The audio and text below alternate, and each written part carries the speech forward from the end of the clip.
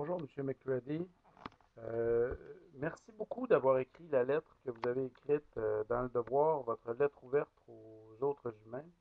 C'est un texte excellent, puis vraiment, c'est un texte qui semble avoir inspiré beaucoup de gens, parce qu'il y a beaucoup de gens qui le partagent actuellement sur Internet via Facebook. Moi, il y a plusieurs de mes amis qui l'ont affiché, puis ça fait du bien de voir des jeunes en grand nombre se remobiliser politiquement, puis prendre la peine de faire circuler un message de mobilisation politique comme ça. J'aimerais cependant vous souligner un détail qui m'accroche un petit peu la- dans le propos que vous tenez. J'ai l'impression que ce que vous soulignez concernant euh, le, le- le fait qu'on est trop à plat ventre devant des corporations qui nous volent, j'ai l'impression que ce message-là devrait être un message qui ne s'adresserait pas seulement aux Québécois, mais un message qui s'adresse à tous les Canadiens. Parce qu'en ce moment, en fait, si vous regardez un petit peu dans le reste du Canada, vous allez voir qu'il existe exactement le même genre de problématique ailleurs dans le Canada que ce que vous avez souligné à propos des gaz de schiste ici ou à propos du pétrole de Pétrolia ici, à propos de la manière dont on s'est fait voler nos ressources naturelles qui étaient auparavant gérées par Hydro-Québec, mais un parti et quelques personnes, quelques ministres ont décidé de brader à des entreprises privées. Si vous regardez un peu dans le reste du Canada, le problème est le même. Ce que ça me fait dire, c'est que les paragraphes dans lesquels vous soulignez qu'il faut qu'on reprenne le combat parce que les patrons anglais et étrangers qu'on a foutus dehors sont de retour, ben, moi je pense qu'en fait, il faudrait souligner que les patrons dont il faut se méfier, ils ne sont pas seulement anglais et étrangers. En fait, le combat pour avoir un plus grand contrôle sur nos propres ressources naturelles, c'est pas un combat contre les Anglais puis contre les étrangers. C'est un combat contre une forme d'économie qui donne trop d'importance à des gens qui réussissent à avoir assez d'argent pour se payer des politiciens, puis qui n'en donnent pas assez à un peuple qui, de toute façon, se laisse avoir parce qu'il décide de s'endormir au lieu de continuer de surveiller ses affaires. Ce problème-là n'est pas un problème québécois, c'est un problème qui existe partout au Canada. Puis moi, votre lettre, je trouve qu'elle devrait être adressée à tous les Canadiens parce qu'en fait, tous les Canadiens sont pris avec le même problème.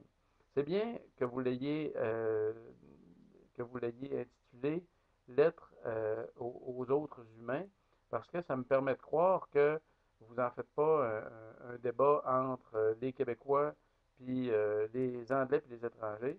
Je pense que ce serait important de le souligner parce que les accents de certains des paragraphes peuvent laisser croire que on en fait un débat nationaliste. Moi, je pense que le débat nationaliste n'est pas un débat qui nous aide à régler ce problème-là, parce qu'en fait, des patrons qui nous méprisent, on en a des Québécois, même si on foutait tous les étrangers dehors, il y aurait des Québécois qui essaieraient de nous monter sur la tête. Fait que moi, je pense que le vrai combat, c'est pas un combat entre les Québécois puis les méchants patrons étrangers puis les méchants patrons anglais. C'est plutôt un combat pour que le peuple, les citoyens, se réapproprient leur économie, se réapproprient leur démocratie. Puis ça passe pas par un combat entre une nation contre une autre, mais ça passe plutôt par un réveil des citoyens, quelle que soit la langue qu'ils parlent, puis quelle que soit la langue de leur patron. Euh, C'était le point que je voulais vous souligner.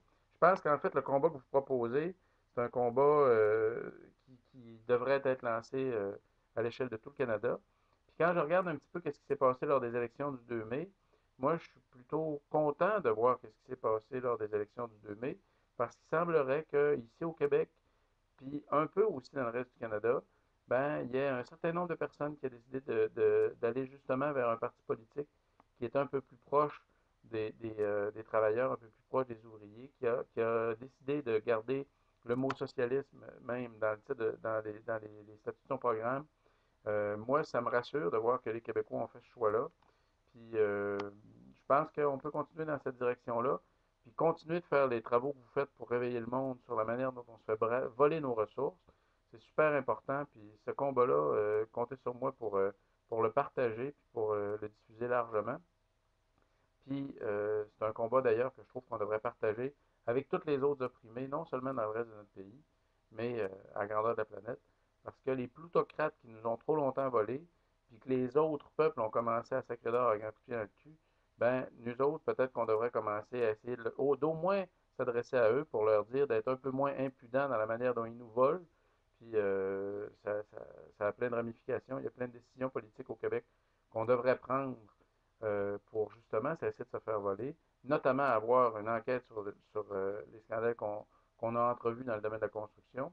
Mais je pense que le débat du nationalisme est un débat comment dire, qui vient nous distraire des vrais enjeux dans un combat comme celui-là. Parce que le combat, en fait, le vrai combat, c'est plus une lutte de classe qu'un combat nationaliste. Puis en y plaçant des échos d'un combat nationaliste, je pense qu'on fait fausse route. Puis je pense qu'on risque d'amener plus de confusion que de solution.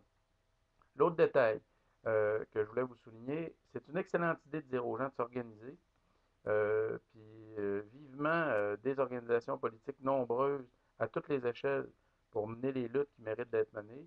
Vous avez souligné le bon travail que les gens ont fait pour se mobiliser contre les gaz de schiste, puis je vous en remercie. Il y a un travail semblable à faire dans tout le Canada.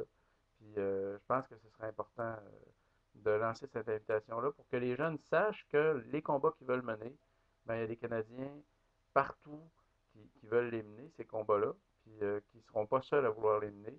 Tu sais, des gens comme David Suzuki, moi je pense qu'on pourrait les avoir dans notre camp pour lutter contre les folies qui nous arrivent ici au Québec. Puis des gens comme, en tout cas, on n'en nommera pas 50, mais il y a bien des gens partout dans ce pays-là qui embarqueraient dans le même combat. Donc, je vous remercie beaucoup pour votre lettre. Continuez de faire le beau travail que vous faites. On va peut-être se voir dans la vraie vie bientôt parce qu'on travaille pour vous faire venir à Alma pour discuter avec les gens du cégep. On travaille aussi pour vous faire venir à Saint-Félicien, à Chicoutimi et à Jonquière. Continuez votre bon travail. Continuez de donner des coups de pied dans la ruche. On n'en a pas trop de ces gens-là qui donnent des coups de pied dans la ruche ces temps-ci. Puis, c'est ça. Bonne suite. Merci, puis bonne suite.